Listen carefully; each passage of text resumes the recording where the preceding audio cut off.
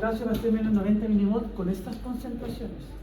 Si la cantidad de potasio extracelular aumenta, no sé, 6 de equivalente, 6 partido 150 va a dar un poquito más. Por lo tanto, el potencial de membrana no va a estar tan negativo, va a estar más positivo. Y eso hace que las células sean más susceptibles a ser excitadas por cualquier cosa. Particularmente eso es complejo en el nodo sinusal, porque el nodo sinusal es automático. ¿Ya? Entonces, lo que nosotros vamos a ver es solamente recordando esto, que existe la despolarización, la repolarización, el potencial de membrana en reposo. Aquí está el resumen de cada una. Y esto es lo que quiero ver. El ventrículo izquierdo tiene, este es el potencial que uno puede ver, el potencial de acción, la despolarización, meseta y la repolarización, y cada uno de estos cambios en el potencial va a estar dada por la apertura de la cerradura de diversos canales. Entonces, por ejemplo, aquí podemos ver en la repolarización tenemos el canal IK1, ITO1, ITO2, IKR, IKS. En la despolarización, canales de sodio, canales de calcio lento y canales de calcio y sodio. ¿Ya? La suma de las interacciones de estos canales nos va a dar el potencial de acción en el ventrículo izquierdo, que principalmente y lo importante es que tiene una meseta. Eso lo hace diferente al potencial del músculo esquelético. ¿Ya? Y lo que uno puede ver, los potenciales tanto en el ventrículo como en el atrio tienen estas características: una repolarización por sodio, una repolarización potasio, calcio, una repolarización casi total por potasio y después el potencial de membrana, digo el potencial de reposo. ¿Ya? Estos son más o menos similares y lo que cambia es el ancho de la meseta. Pero si nosotros miramos el nodo sinoauricular es totalmente diferente. Este funciona de forma diferente y esto es lo que le da las características de automaticidad al corazón. Y ahí está como en texto lo que es cada uno. ¿Ya? Lo que nosotros podemos ver en el potencial del nodo sinusal, fíjense, acá están los potenciales y aquí están las corrientes de entrada. Fase 0 del potencial del ventrículo, entrada de sodio. Fase 1, baja el potencial de sodio, repolarización potasio. Meseta, entrada de calcio. Repolarización de fase 3, salida de potasio. Para mí el nodo sinusal es totalmente diferente. El nodo sinusal no tiene una fase 0, no tiene una fase 1, tiene una fase 4, una fase de prepotencial. ¿Qué es lo que está acá? Si se dan cuenta, no hay una fase 1, hay una fase 4, 0 y una fase 3. La meseta no la tiene, pero esta, la fase 4, no es plana. Si se dan cuenta, al ir pasando el tiempo, va aumentando el potencial hasta que llega al umbral de gatillo y genera la despolarización. ¿Por qué la despolarización en el nodo sinusal es la fase 0? Perdón, ahí está la fase 0. Aquí hay una diferencia. La despolarización en el nodo sinusal no está dada por sodio. O sea, el sodio participa. De aquí nomás. Está dada principalmente por calcio. Hace que esto sea mucho más lento. Aquí viene la parte compleja del nodo sinusal. Si se dan cuenta, la cantidad de canales que participan son muchos. ¿Ya? Esta fase 4, está dada por este canal potencial de sodio, que es muy pequeño. Luego sube y da el pase al potencial de calcio. ¿Ya?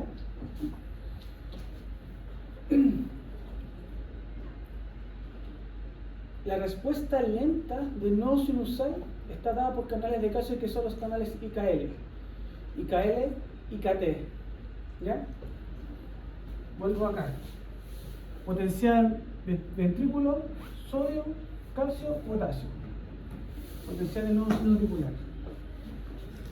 Aquí hay un juego, justo en esta zona, justo aquí, justo aquí, en esta zona. Hay un juego de varias canales que están pasando al mismo tiempo. Entre el sodio, prepotencial, calcio y calcio. Calcio transitorio y KT, calcio lento. ¿Ya? Ahora, ¿por qué se da esto? Es porque El nodo sinusal tiene unos canales que se dan canales funny, ¿ya? Canales funny, canales chistosos, canales entretenidos. ¿Por qué? Porque no obedecen lo mismo que los otros canales. Aquí le hemos explicado el nodo sinusal y por qué se asocia al ejercicio.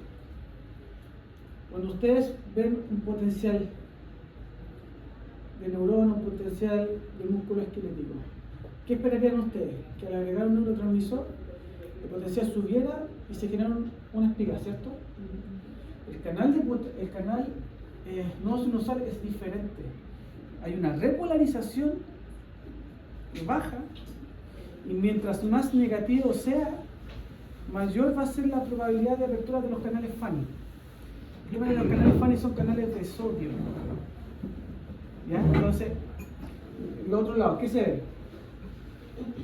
Se agrega, por ejemplo, en el caso de la placa motora, se le agrega el neurotransmisor, acetilcolina, activa sodio, se genera una despolarización, llega al umbral gatillo y se despolariza, ¿cierto? Músculo esquelético también, llega a sodio y se despolariza. Esta cuestión al revés, porque baja y mientras más abajo esté, más va a ser la probabilidad de apertura. Por eso se llaman canales funny, porque actúan totalmente diferente a los otros canales de sodio. Generalmente los canales de sodio tienes que subir para activar. En este caso los canales funny tienes que bajar para activar. ¿Ya? Y eso es lo que se ve acá atrás.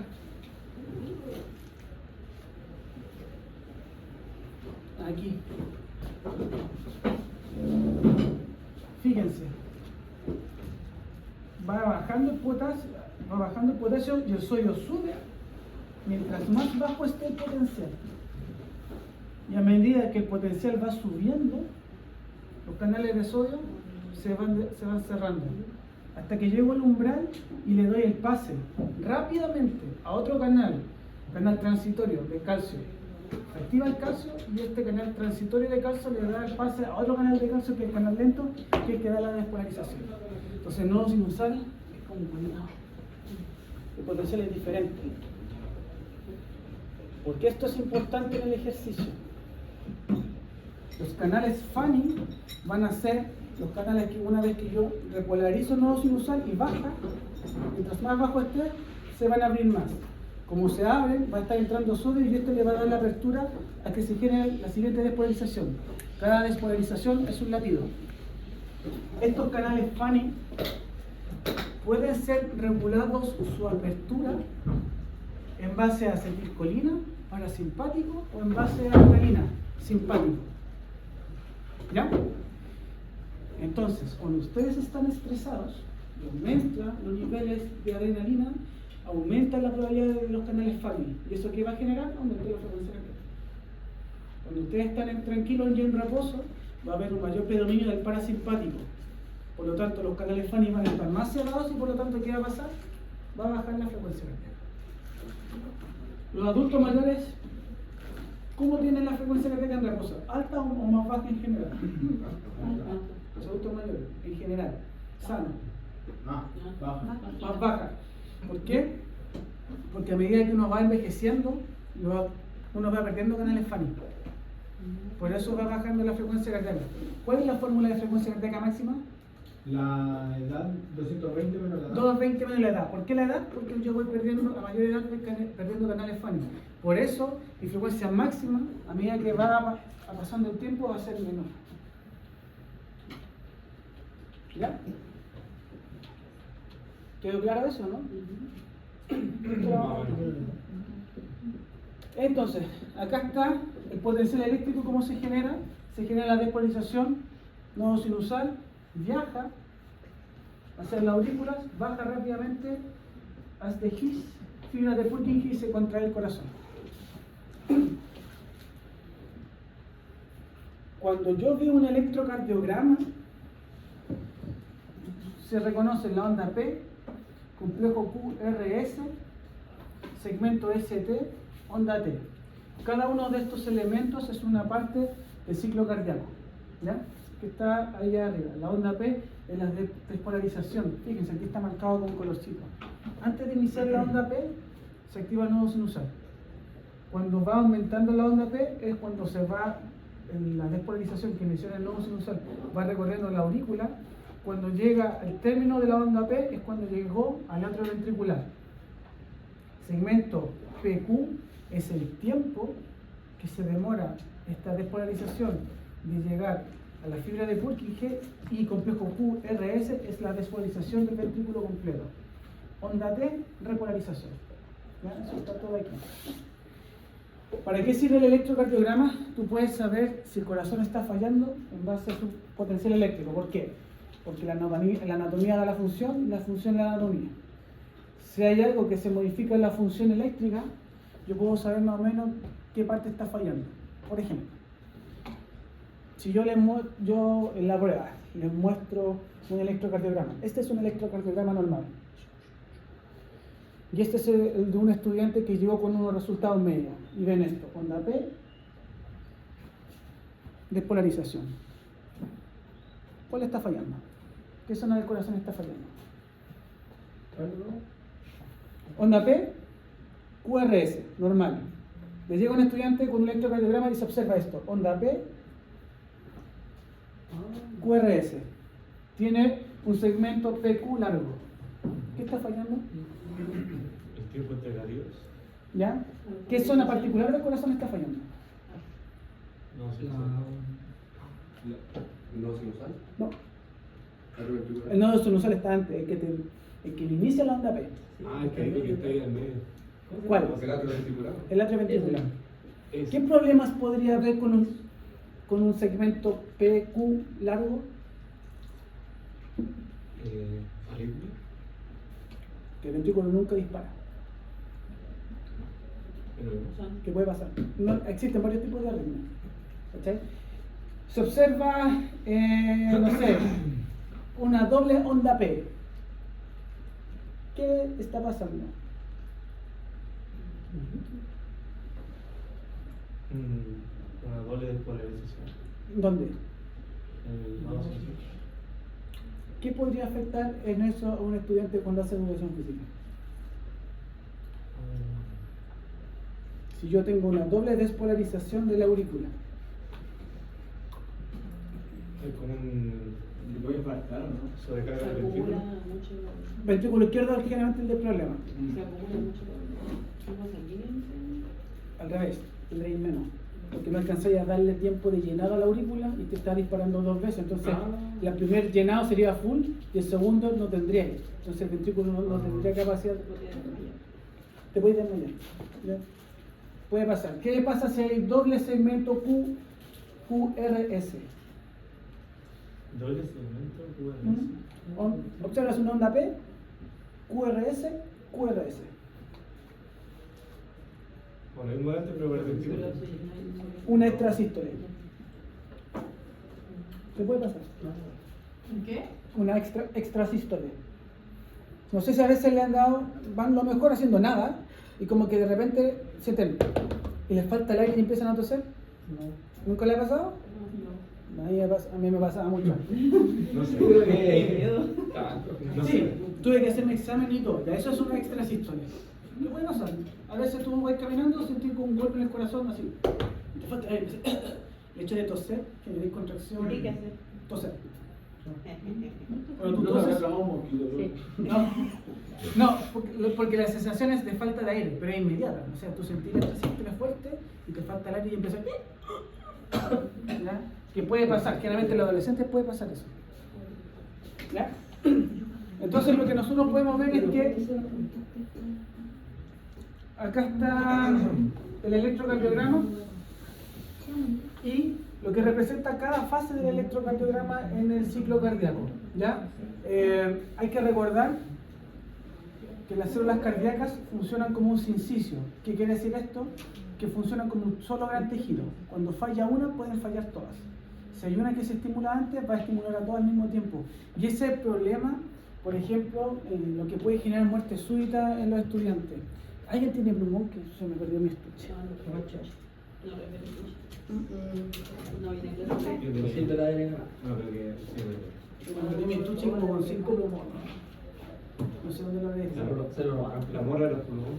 La parte Cambió. Sé que pasó la otra tiempo, pero podría explicar qué pasa en cada proceso. Ahí está la. Vale. Salvando el día. Entonces nosotros vamos a tener PQRS, ¿cierto? Entonces, el primer caso era esto. Aquí, ¿qué estaría fallando? El atrioventricular. Si yo tengo esto, ¿qué estoy generando? Doble sístole auricular. Si yo observo esto, entre sístole ventricular. Auricular, ventricular. Esta cuestión viaja de esta forma: sinusal, atrioventricular, hasta His, fibra de Purkinje. Y esta es la dirección. Recuerden que los potenciales de acción, independientemente de cuál sea, esta parte es como rígida y bacán. Yo tengo una zona que es una zona de no estímulo. ¿Se acuerdan de eso? ¿Ya? Que cuando yo genero un potencial de acción, hay unas zonas que no se pueden estimular un tiempo, ya que este potencial, el periodo refractario. ¿Ya? ¿Cuál es el problema del corazón? Que puede pasar en los cabros chicos o adultos mayores que están con un infarto o que han tenido un infarto. Esta es la dirección. Va de abajo hacia arriba. Cuando la onda se devuelve, se va a encontrar con células que están en periodo refractario. Entonces, ¿qué va a hacer el corazón? Se apaga. Pero el nodo sinusal, mientras más negativo esté, ¿qué va a pasar con los canales Fanny? Se van a abrir más, por lo tanto va a pasar una despolarización y un latido. Por eso el canal es autónomo, porque son los canales Fanny los que permiten esto. Ah, por eso es más probable que tenga un infarto con menor cantidad de infarto. Y más que eso, es el siguiente problema. Está dado por el tema de nutrición, pero vamos a ver primero este cacho primero. Entonces, la cuestión se activa, baja, llega, los canales Fanny están en periodo refractario, bajan, y como mientras más abajo llegan, con las aperturas de potasio, se van a abrir los Fanny, van a subir y van a hacer un latido. Automatismo. Yo le saco el corazón a un ratón y va a seguir latiendo por este motivo. ¿Qué pasa si te da un infarto? Si te da un infarto, el tejido que actúa como un sincicio, que es como uno solo, si yo tengo un daño en el corazón, ¿qué tejido lo va a reemplazar? Por ejemplo, tejido conectivo. Muy bien. ¿Qué característica tiene el tejido conectivo? Se adapta con todos los tejidos que tiene. Pero no es funcional. No es funcional. Las cicatrices no son funcionales. ¿Ah? Son rígidas. Entonces imagínate que tú tenías toda esta cuestión funcionando bien y tú aquí tienes un pequeño infarto. Aquí, justo aquí. ¿Hacia dónde va a seguir la corriente? Va a rodearla. ¿Y hacia dónde va a seguir? Si yo tengo esto, la corriente hace esto, ¿qué va a tener que hacer esto? Rodearla, ¿cierto? Y si la rodea, ¿qué es probable que pase? ¿Va a seguir hacia abajo? va a seguir la curva. Va a tomar la vuelta. Y voy a generar lo que se denomina un circuito de reentrada. Esta célula que está aquí, ¿estará en periodo refractario? No más por el izquierdo. Porque se da la vuelta cortita. Circuito. No, el periodo. Este es un circuito cerrado que se genera y se acerca el periodo refractario. Entonces, lo que tú puedes tener es que una persona, por ejemplo, que le da un infarto, la corriente eléctrica, en vez de seguir hacia abajo y apagarse, queda dando vueltas en un circuito, y eso que va a hacer que despolarice, pero hacia arriba. Personas que les da un infarto, las 2 primeras semanas tienen una alta probabilidad de que le dé un paro cardíaco. Porque el circuito eléctrico se está remodelando y empieza a dar vueltas, a hacer loop cerrado. Entonces, cuando te da un infarto, las primeras 2 semanas son de observación en caso de urgencia. ¿Por qué? Porque te pueden hacer esto. Después de las 2 semanas baja la incidencia. Y si uno que sobrepasa voluntariamente su umbral de lactato, pasaría algo como... No. Mientras tú estés sano, no va a pasar ningún problema. Esto va a pasar siempre y cuando. ¿A quién le pasa generalmente esto a los adolescentes? Poco probable. A menos que tengáis una enfermedad congénita que tengáis como justo tener pedacito de tejido conectivo aquí que y estos pues son los que te generan la probabilidad que es probable que pase. Muy poco probable. Pero puede pasar. Pero muy poco probable. Realmente, ¿qué le pasa a esto? A las personas con obesidad, adultos mayores, hombres particularmente sobre 50 años que están con resistencia a la insulina, dislipidemia, bla, bla, bla, bla, bla, y después dan un infarto. ¿Qué es un infarto? Muerte del tejido cardiovascular por falta de oxígeno. Entonces, cuando tú estás con dislipidemia y generación del plato de aderoma, el flujo sanguíneo es menor, te tapa las coronarias y lo primero que se te genera es un dolor anginoso, que es el típico dolor de pecho. Si ustedes hacen ejercicio te genera un dolor anginoso, eso. Y si eso se mantiene por el tiempo, te puede dar un infarto. O si una que un pedazo de ateroma que está dando vuelta por ahí, justo se desprenda, te caiga la coronaria y te muere el tiro. Esos son como los infartos fulminantes. Eso podría ser por una cuestión fortuita, sí. Totalmente fortuito. Cualquiera. Mientras a mayor cantidad de riesgo, factor de riesgo, mayor probabilidad. Niño, joven, adolescente, sano, ¿le va a pasar esto? No, muy poco probable.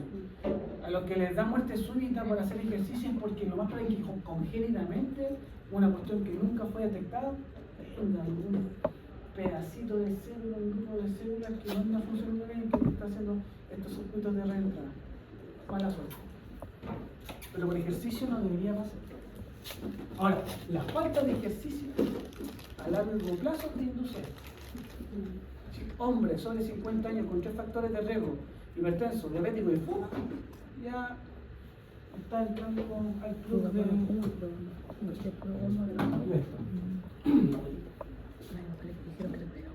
Este programa debería llamarse 1000 maneras de morir. Por eso cardiovascular es importante. Intenso. Ya. Miren acá.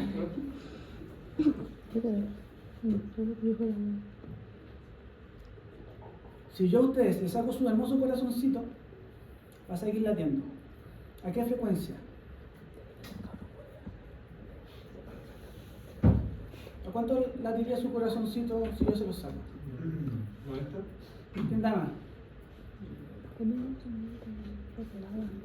91. Ya, pero... En reposo, ¿cuánto debería estar? De 60 y 80. Si usted yo le saco el corazón, ¿a cuánto va a estar latiendo? Eso. El corazón solo, sin estímulo de nada, está más o menos a 100. Esa es la frecuencia estándar del corazón. Ustedes tienen menor frecuencia cardíaca porque en su estado que están, tranquileño güey, yo tengo una actividad del vago. El sistema nervioso, el vago, el parasimpático, cuando ustedes están tranquilos, es el que manda. Por lo tanto, cierran los canales IF y eso que hace que baja la frecuencia cardíaca. Eso es muy importante desde el punto de vista de la salud. ¿Por qué? Porque a menor frecuencia cardíaca, menor gasto energético. Por lo tanto, el flujo sanguíneo que tiene que llegar al corazón no es tan alto. O justo necesario. Empiezo a hacer ejercicio. El vago se retira y el corazón empieza a adquirir su frecuencia cardíaca normal hasta llegar cercano a los 100. Y una vez que llega cercano a los 100, ¿quién toma la batuta? El simpático. Aquí aumenta la frecuencia cardíaca. Esta cuestión es importante porque ¿qué significa que una persona en reposo tenga una frecuencia de 90 a 100?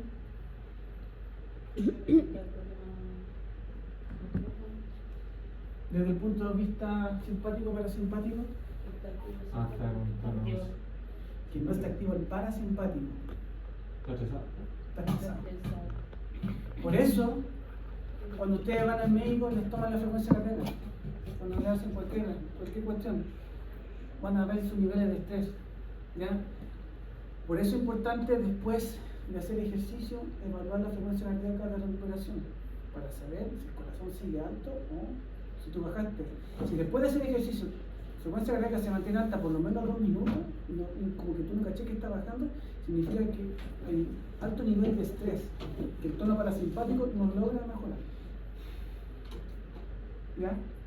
A mayor frecuencia cardíaca en reposo, mayor riesgo cardiovascular. En ejemplo, si uno estuviera en clase y hace la actividad que va a hacer y después cuando toma la frecuencia cardíaca y en reposo puede haber hecho la actividad, pero uno sigue con alta. Es que depende, ¿no? No es lo mismo que esté alta 110 que alta 160, 180. Eso va a depender. Pero por ejemplo, en reposo, esa cuestión no debería. Hay unos smartwatch que tú puedes programar que te avisan si la frecuencia cardíaca en reposo es mayor a 100, te tiran una alarma. Una vez estábamos en un experimento sacrificando unos ratoncitos. Y una colega estaba a lo mejor haciendo la cuestión y de repente empezó el reloj. Y le estaba marcando 110. Entonces el corazón, ella estaba parada, no estaba haciendo nada. O sea, estaba con el tema, entonces ella estaba obviamente preocupada que saliera bien el experimento, pero como estaba parada, el reloj le estaba marcando como que estaba en reposo. Pero como ella estaba estresada viendo el tema de los animales, le aumentó la frecuencia cardíaca y el reloj se lo detectó. Le tiró como la alarma. Oye, superaste los 100, revísate, no sé qué, ¿cachai? Pero sí fue antiguo. Por eso es importante tener conocimiento del control de la frecuencia cardíaca. Porque al final, la frecuencia cardíaca está regulada por el nodo sinusal, que a su vez está regulada por los canales Fani, va a estar controlado por el simpático y el parasimpático. ¿Ya? Y lo que nosotros podemos ver acá es que a mayor intensidad del ejercicio, de mayor tiempo, van a liberarse las hormonas contrarreguladoras. ¿Cuáles son las clásicas? Adrenalina y noradrenalina. A mayor intensidad de ejercicio, mayor liberación de adrenalina, mayor aumento de la frecuencia cardíaca. A mayor duración del ejercicio, mayor liberación de adrenalina, mayor frecuencia cardíaca, aunque sea la misma carga. Tú puedes estar constantemente a 60%, pero a medida que va pasando el tiempo, igual te va a subir la frecuencia cardíaca porque igual te vas a estresar.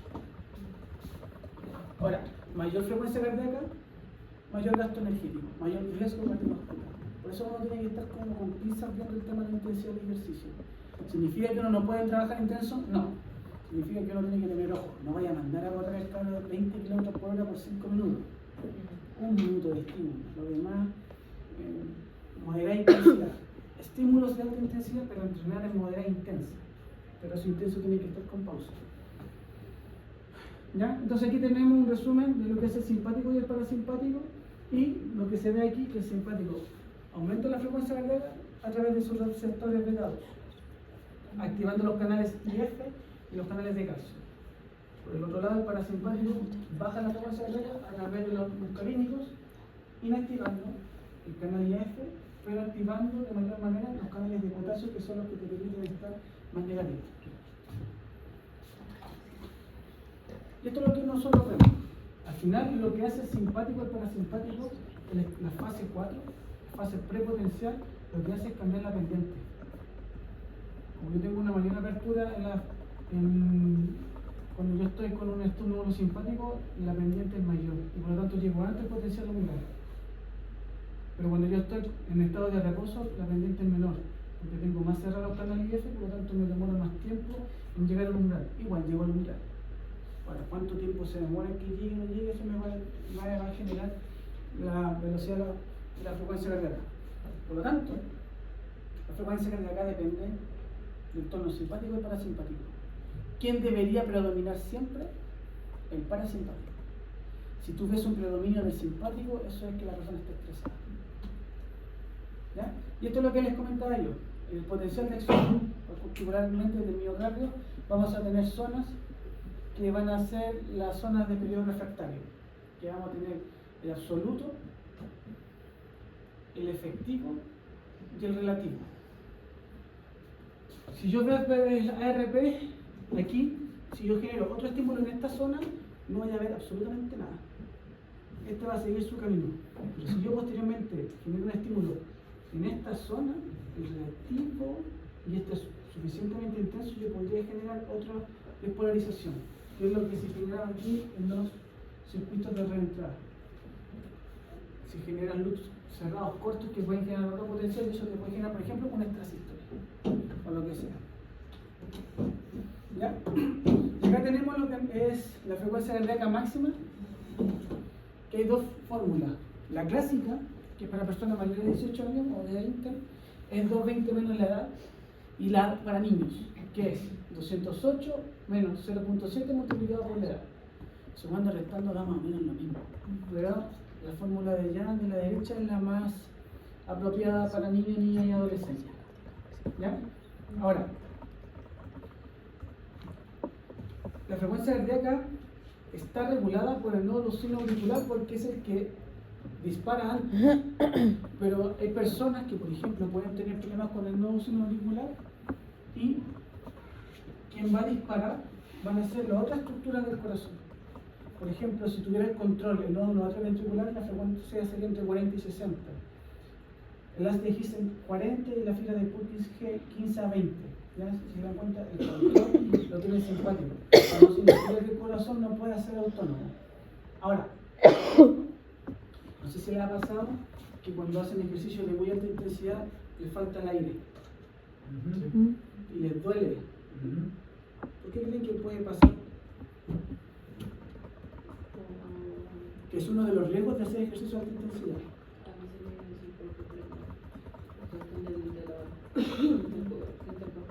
Que se fatigaban de vida. Solamente te duele el diafragma. Pero cuando uno hace ejercicio, te duele a veces el pecho. Te duele el pecho y te da un dolor anginoso. Yo sabía que era porque necesitáis más oxígeno de lo que tiene la capacidad de... como de... ¿Ya? ¿Qué más? Apuesten nomás. Piensa que hay como un aumento de la presión en la arteria ¿Ya? al tener disparo más rápido. Porque aumenta la temperatura corporal. También puede ser. Miren acá. Supongamos que una persona en reposo tiene 75 latidos por minuto. Cada latido, la sístole le va a durar 0,3 segundos y la diástole 0,5 segundos. Ya ni siquiera alcanza un segundo la duración entre sístole y diástole. A medida que yo aumento la frecuencia cardíaca, el tiempo de la sístole es casi constante. ¿A quién yo le voy a quitar tiempo para aumentar la frecuencia cardíaca? A la diástole. ¿Quién llenaba? ¿En qué fase se llena el corazón de sangre? En la diástole. La sístole es la fase de expulsión. La diástole es la fase de llenado. Por lo tanto, cuando yo aumento la frecuencia cardíaca, la cantidad de sangre total del corazón y que expulsa va a ser menor. Entonces, si yo hago ejercicio a alta intensidad, ¿qué pasa? Aumento las demandas metabólicas. Tengo que llevarle mayor flujo sanguíneo, aumento la frecuencia cardíaca y llega un punto en donde la frecuencia cardíaca es tan rápida que el corazón no se alcanza ni a llenar de sangre y ya está generando una sístole. Por lo tanto, el flujo sanguíneo, ¿qué pasa? Disminuye. Hola, guata. ¿Cuál es la reacción del cuerpo? Si comillas sensa que le falta flujo sanguíneo, Aumentar el flujo. aumentar. Y para aumentar el flujo, ¿qué va a hacer? Aumentar más la frecuencia cardíaca. Entonces empezar a entrar en un loop en donde que tú no te relacionas nunca. Entonces es como un aumento, entonces otro aumento y ese aumento. Y eso al final, por eso cuando Al lobby. las personas están muy agitadas y les duele el pecho, ¿cuál es la recomendación? Camina. No sigas haciendo el ejercicio. No es necesario. ¿Ya? Muchos de los errores de los profes de educación física, no, le deben quedar hasta el máximo, no. O sea, si el cabrón chico, que ya por ser un niño, tiene un corazón más pequeño, que su gasto cardíaco se asocia a la frecuencia cardíaca, tú lo haces correr a la intensidad, por eso va a estar así. No va a alcanzar ni a llenarse y va a estar dando fuera de ti. Le va a dar un dolor anginoso. Detente, camina, relájate. No es necesario que andes corriendo. Si no estamos formando a Usain Bolt para esta cuestión. ¿Ya? ¿Ya? Pregunta. Si un familiar suyo es hipertenso y con consume beta bloqueadores, o sea, bloqueadores de receptores adrenérgicos del sistema simpático. ¿Qué esperaría observar en la frecuencia máxima? Que sea más menor. Que sea menor. Eso es. Entonces, la prescripción de ejercicio, por lo general, la intensidad se basa en la frecuencia cardíaca, pero no te sirve para el hipertenso. ¿Por qué? Porque el hipertenso, por lo general, el medicamento que toma son beta bloqueadores. Sí, acá afuera. Por lo tanto, van a trabajar siempre con frecuencia más baja y por lo tanto su rendimiento también va a ser menor. Entonces, por ejemplo, si tú tenías una persona, hombre, 40 años, que está con sobrepeso y además hipertenso, que toma beta bloqueadores, a él le va a costar más bajar de peso porque su frecuencia máxima y su intensidad máxima de ejercicio va a ser mucho menor. En ese caso no se le hace corrección. Entrenar en base a la percepción del esfuerzo. Entonces, como que para ese tipo de población se tendría que hacer un plan más intenso. Ahí pues tendréis que hacer trabajar más que la intensidad volumen y la intensidad regularla no por frecuencia cardíaca sino como percepción del esfuerzo.